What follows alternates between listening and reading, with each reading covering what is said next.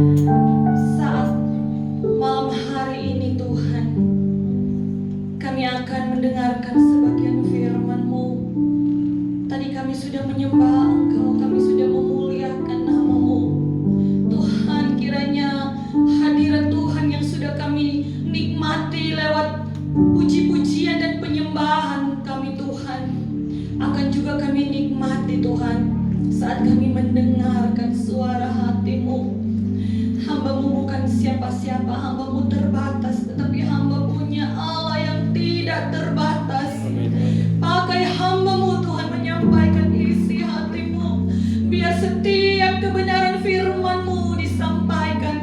Sebagaimana firman-Mu sudah memberkati hamba, firman-Mu juga akan memberkati setiap yang mendengarkan.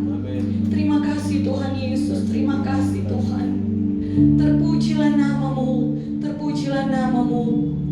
Kami siap untuk mendengarkan firman-Mu. Ya Tuhan, berbicaralah. Di dalam nama Tuhan Yesus kami berdoa dan kami menyambut firman-Mu. Yang percaya penuh sukacita sambut firman Tuhan, katakan amin. Amin. Haleluya, puji Tuhan. Shalom. Shalom. Shalom. Haleluya, puji Tuhan.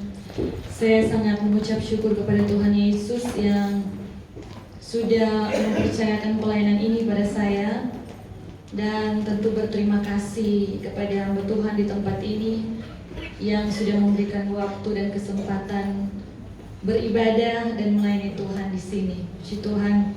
Ini adalah pelayanan kedua. Tadi pagi saya dan suami beribadah dan melayani di Gereja Utusan Pantekosta, dan sangat bersyukur tentunya karena saya dan suami boleh ada dalam keberkatan Tuhan. Sebenarnya kami belum kenal satu dengan yang lain dengan hamba Tuhan di sini, baru tadi bertatap muka. Tetapi saya percaya kita semua adalah keluarga di dalam Tuhan. Amin. Haleluya. Nama saya Deine Turangan, saya dari Manado. Nanti suami sebentar akan memberikan kesaksian. Tetapi saat ini mari kita akan masuk dalam renungan firman Tuhan. Kebenaran firman Tuhan kita akan sama-sama lihat dari ayat pertama dulu di dalam Lukas 6 ayat 36. Kalau biasa berdiri, mungkin kita berdiri dan membaca bersama-sama.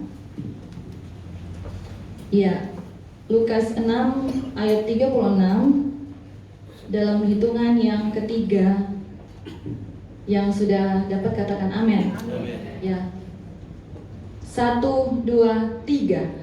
Hendaklah kamu murah hati, sama seperti Bapamu adalah murah hati. Katakan amin. Amin. Silakan duduk kembali. Saudara di dalam Tuhan Yesus Kristus, firman Tuhan saya beri judul kemurahan hati, sebagaimana disampaikan Bapak Gembala tentang kemurahan hati. Tadi di ibadah pagi saya menyampaikan tentang caring heart, ya, sesuai dengan tema juga dari gembala setempat. Nah, saudara di dalam Tuhan Yesus Kristus, kemurahan hati itu berarti sikap yang suka memberi, berbagi dan menolong dengan sesama, dengan tulus dan dengan ikhlas. Itu kemurahan hati.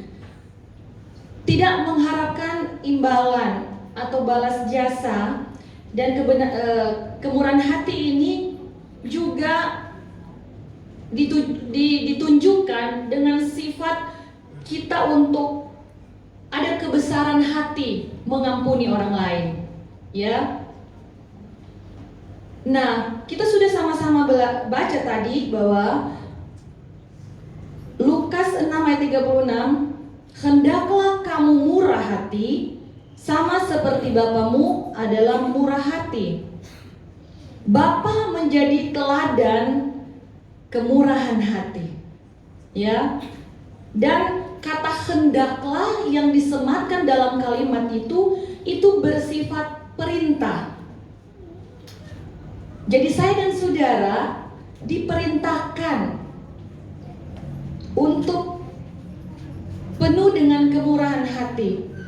Nah, saya akan membawa kita di dalam pembacaan firman Tuhan yang lembaga Alkitab beri judul Orang Samaria yang Murah Hati. Ini terlalu basic ya.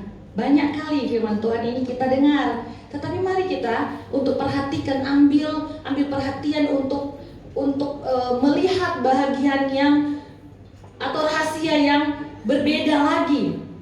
Mungkin belum kita dengar. Nah, ini ayat-ayat ini terlalu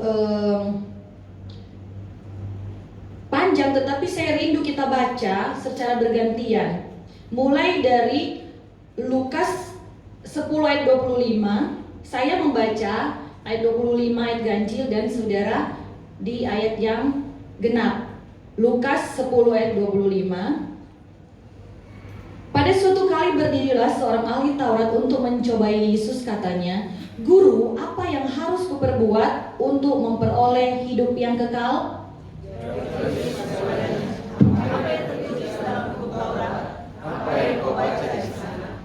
Jawab orang itu, "Kasihilah Tuhan Allahmu dengan segenap hatimu, dan dengan segenap jiwamu, dan dengan segenap kekuatanmu, dan dengan segenap akal budimu, dan kasihilah sesamamu manusia seperti dirimu sendiri." Kata Yesus kepadanya, "Jawabmu itu benar, perbuatlah demikian, maka kau akan hidup." Tetapi untuk membenarkan dirinya, orang itu berkata kepada Yesus, "Dan siapakah sesamaku manusia?" Jawab Yesus, "Salah seorang Yahudi dari Yerusalem ke Yeriko, ia jaga tangannya yang menyiapkan seseorang tetapi yang hidupnya dan yang sudah diberi meninggalkannya masih pengamat." Kebetulan ada seorang imam turun melalui jalan itu. Ia melihat orang itu, tetapi ia melewatinya dari seberang jalan. Demikian juga seorang yang datang ke tempat itu, ketika dia melihat orang itu, ia melewatinya dari seberang jalan. Lalu datang seorang Samaria yang sedang dalam perjalanan ke tempat itu, dan ketika ia melihat orang itu, tergeraklah hatinya oleh belas kasihan.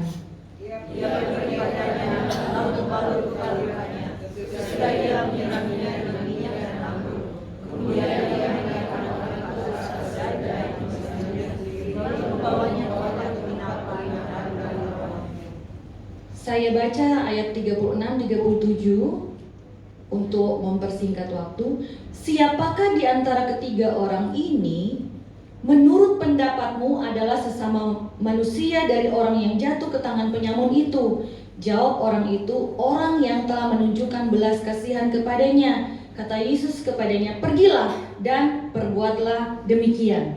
Saudara, di dalam Tuhan Yesus Kristus menjadi menarik ketika pertanyaan ini disampaikan kepada Yesus, dan Yesus membuat atau menyampaikan cerita ya tentang 3 orang, atau Tuhan Yesus menghadirkan 3 pelaku di sini di dalam cerita Tuhan Yesus tadi. Nah, kita sudah sama-sama baca tadi. Pertama ada seorang imam.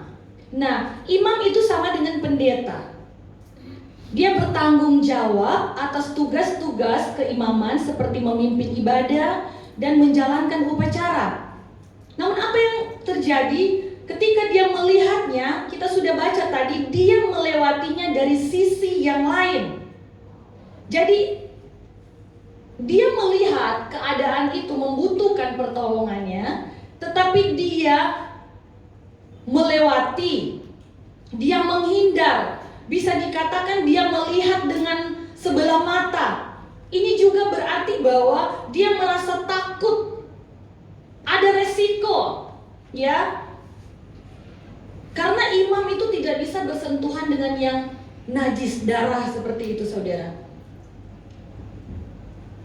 Karena alasan pelayanan ini dia takut. Tetapi mari kita melihat saudara, kenapa Tuhan memberikan contoh dari pelaku pertama ini seorang imam. Bahwasanya kemurahan hati itu harus lebih konkret, harus lebih nyata nilainya, baru urusan ibadah dan pelayanan. Amin. Haleluya. Orang yang mengasihi pasti dia suka beribadah dan melayani. Tetapi belum tentu bagi orang yang beribadah dia kemudian mau melayani, karena kadangkala saudara seperti imam yang dicontohkan ini. Mungkin dia beribadah, mungkin dia melayani hanya untuk mencari popularitas, hanya untuk mencari pengakuan dari orang. Oh, saya melayani. Tetapi sesungguhnya hatinya tidak penuh dengan kemurahan hati. Nah, kita lihat orang yang kedua, seorang Lewi. Suku Lewi adalah kelompok yang lebih luas. Imam tadi bagian dari suku Lewi, tetapi secara luas orang-orang Lewi itu bertugas membantu para imam yang punya tugas khusus itu mengurus tugas-tugas administrasi. Ya. Dan juga apa saudara? Tugas yang menyangkut pemeliharaan kemah suci dan bait suci.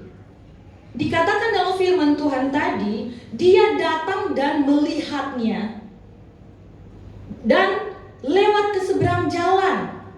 Tadi hanya melihat dari jauh, ini dia sudah datang saudara. Dia datang tetapi kemudian dia menghindar. Nah, yang ingin Tuhan buka bagi saya dan saudara, mengapa dia mengatakan atau dia memberi signal bahwa orang Samaria itu orang yang penuh dengan kemurahan hati dibanding dengan imam dan orang Lewi ini. Ya, karena apa? Tanda orang yang murah hati bukan cuma tukang kepo, cuma cari tahu.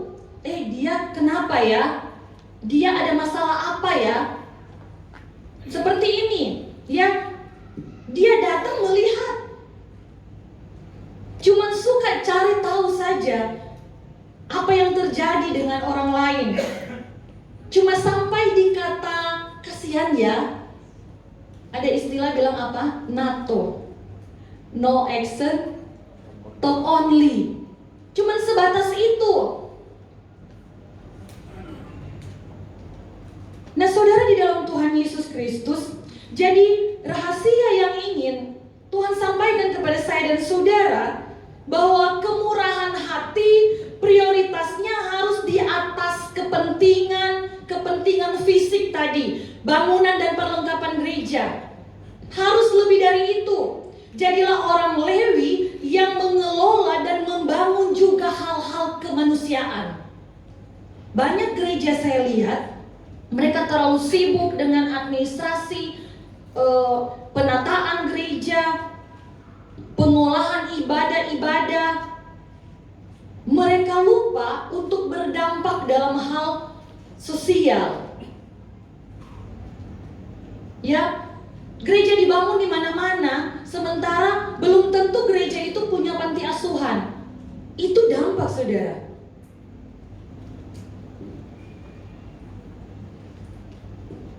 Atau juga membangun panti jompo misalnya. Jadi bangunan-bangunan yang bersifat kemanusiaan itu juga harus terjadi di dalam gereja. Kalau kita tidak mengambil bahagian dalam kemanusiaan, ya, tidak berkemurahan hati dengan sesama. Kita bicara dalam konteks gereja, saudara. Kalau kita mampu untuk lakukan itu, lakukanlah. Jangan kita dibandingkan dengan orang Samaria, yang sepertinya orang Samaria itu orang yang najis, ya. Karena perkawinan campur, mereka dimusuhi orang Yahudi. Saudara, di dalam Tuhan Yesus Kristus, mari penting, ibadah penting, pembangunan fasilitas di dalam gereja itu penting. Tetapi mari kita juga berdampak dalam hal kemanusiaan. Kunjungan orang sakit misalnya, saudara. Amin. Haleluya. Mari kita melihat 1 Yohanes 4 ayat 20 dan 21, saya bacakan, kita perhatikan bersama. Jikalau seorang berkata, aku mengasihi Allah, dan ia membenci saudaranya, maka ia adalah pendusta. Karena barang siapa tidak mengasihi saudaranya yang dilihatnya, tidak mungkin mengasihi Allah yang tidak dilihatnya. Katanya beribadah, katanya melayani, sibuk dengan perkara-perkara di dalam gereja. Sepertinya dia mengasihi Tuhan. Belum tentu, kata firman Tuhan. Ayat 21, dan perintah ini kita terima dari dia. Barang siapa mengasihi Allah, ia harus juga mengasihi saudaranya. Katakan amin. Amin. Jadi berimbang, saudara. Kita lihat orang yang ketiga, orang Samaria. Ketika ia dalam perjalanan, sampailah ia ke tempat itu, kita baca tadi. Dan ketika ia melihat orang itu, tergeraklah hatinya oleh belas kasihan. Ini adalah sifat Allah yang penuh dengan belas kasihan. Banyak pelayanan Tuhan Yesus tergeraklah oleh belas kasihan. Sementara yang dia tolong itu adalah orang yang bukan satu negara lah, kira-kira begitu. Bukan orang Samaria, tetapi orang Yahudi. Saudara, di dalam Tuhan Yesus Kristus, akhirnya apa? Kata firman Tuhan, dialah sesama manusia dari orang yang jatuh ke dalam tangan penyamun itu. Orang Samaria itu lebih diakui Tuhan daripada imam, lebih diakui Tuhan daripada orang Lewi. Ya, pertama dia menolong korban orang Yahudi. Ini juga harus menjadi teladan bagi saya dan saudara, menjadi contoh bagi saya dan saudara. Jangan memandang bulu, jangan pilih-pilih kasih. Dalam kita penuh kemurahan dengan sesama kita. Amin. Jangan membedakan, ya. Dan ini juga berarti apa? Murah hati lebih berkesan, lebih diakui dan diperhitungkan oleh Tuhan daripada pelayanan mimbar, kesibukan-kesibukan lain di dalam gereja. Puji Tuhan, saudara, kalau memang engkau melayani Tuhan, engkau beribadah, dan kemudian engkau sibuk dalam urusan gerejawi, engkau juga punya kemurahan hati lengkap. Puji Tuhan, Tuhan akan akui engkau. Seperti bagaimana dia menyampaikan 3 sosok ini. Dia mengakui orang Samaria sebagai orang yang murah hati. Nah, dari belajar kemurahan hati dari seorang Samaria ini, kita akan melihat ciri-ciri orang yang murah hati. Dalam Lukas 10:34 saya baca kembali. Ia pergi kepadanya lalu membalut luka-lukanya. Sesudah ia menyiraminya dengan minyak dan anggur, kemudian ia menaikkan orang itu ke atas keledai tunggangannya sendiri, lalu membawanya ke tempat penginapan dan merawatnya. Pertama kita temui membalut luka. Orang yang murah hati, ada sifat Allah dalam hidupnya, kemurahan hati itu. Dia akan selalu membawa kenyamanan. Dia membawa ketentraman, tadi membalut luka, memberikan rasa yang nyaman. Dia bukan sebaliknya. Dia datang bawa perang, dia datang bawa pertikaian. Ya, yang kedua, ia membawa minyak. Dipastikan yang dibawa adalah minyak zaitun, karena minyak ini digunakan untuk penyembuhan luka. Nah, kita sebagai orang yang percaya kepada Tuhan harus punya hati Allah, hati Tuhan, murah hati, ya. Seperti kita sudah baca tadi dalam ayat pokok kita harus selalu membawa minyak, yaitu bicara tentang kita ini menyembuhkan luka. Jangan sebaliknya kita melukai orang lain. Amin, saudara. Haleluya. Paling tidak kalau belum bisa membawa atau menyembuhkan, jangan menyakiti. Amin. Yang ketiga, orang Samaria ini ternyata membawa anggur. Anggur kalau kita gambarkan itu sebagai sebuah bahan yang membuat sukacita, mendatangkan senang, ya. Kita membawa sukacita bagi orang, itu adalah ciri orang yang penuh kemurahan hati. Yang keempat, kita baca tadi, membawa keledai tunggangannya sendiri. Ini berarti apa, Bapak Ibu?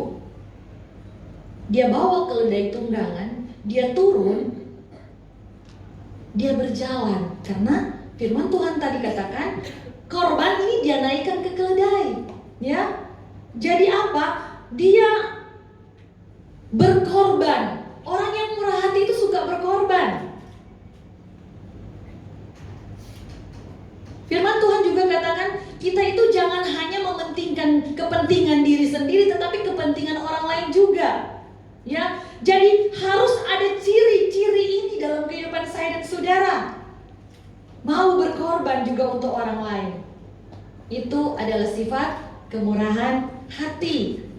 Kemudian apalagi saudara? Yang kelima, ketika dia menaikkan korban ini yang sudah babak belur ini, yang hampir mati ini, ya, dia membawanya dari jalanan, ya. Dia menaikkan ke keledai dan kemudian selanjutnya dia bawa kemana? Ke penginapan. Ciri orang yang punya kemurahan hati, dia membawa seseorang itu pada suatu posisi yang tidak layak dan memposisikan sesamanya kepada posisi yang tepat pada tempatnya. Amin, saudara. Bukan sejatuh, diinjak lagi. Ya, ini juga bicara tentang kita mengangkat derajat mereka. Jangan di sini kemudian ada perbandingan, saudara. Strata sosial, kita kemudian tidak melihat orang lain. Mari kita duduk sama-sama. Amin. Ada di tempat-tempat yang lain.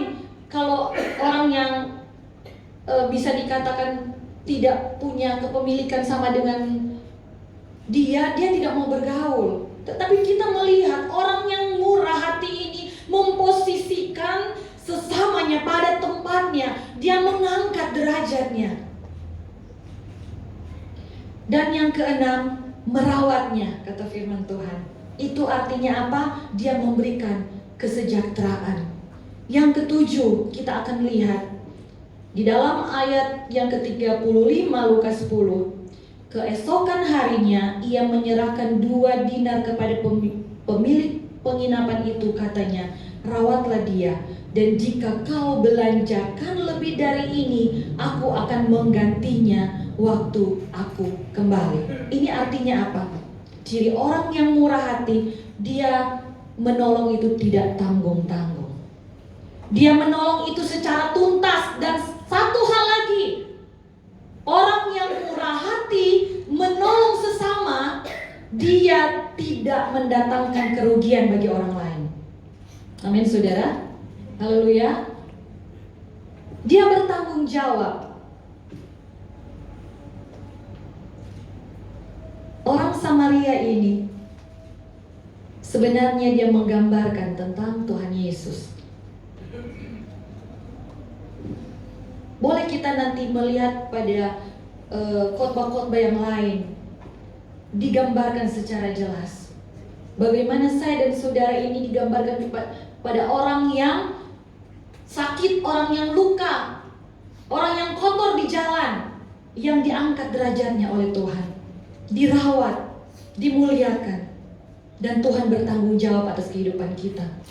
Tetapi saya tidak akan bahas secara detail tentang hal itu, saudara. Tetapi banyak khotbah-khotbah tentang hal ini. Orang Samaria itu adalah Tuhan Yesus sendiri penggambarannya.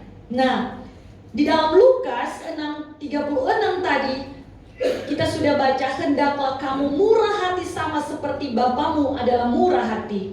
Dan kalau kita melihat Matius 5 ayat 7, berbahagialah, ini ada 10 kata berbahagia. Salah satunya adalah berbahagialah orang yang murah hatinya, karena mereka akan beroleh kemurahan. Ada jaminan bagi saya dan saudara yang murah hati seperti Bapa di sorga. Murah hati seperti Tuhan Yesus. Sebagai ayat yang terakhir, Amsal 11 ayat 25. Siapa banyak memberi berkat, diberi kelimpahan. Siapa memberi minum, ia sendiri akan diberi minum. Siapa menabur, dia akan menuai. Biasanya saudara, kita kalau pakai ayat siapa menabur dia menuai itu, biasanya kalau orang jahatin kita, padahal dia sedang bicara tentang kebaikan, saudara. Konteksnya berbeda. Haleluya, puji Tuhan. Tuhan Yesus memberkati. Biar kita belajar dari kebenaran firman Tuhan tentang orang Samaria yang baik hati. Bagaimana kemurahan hati itu sudah diteladankan bagi kita.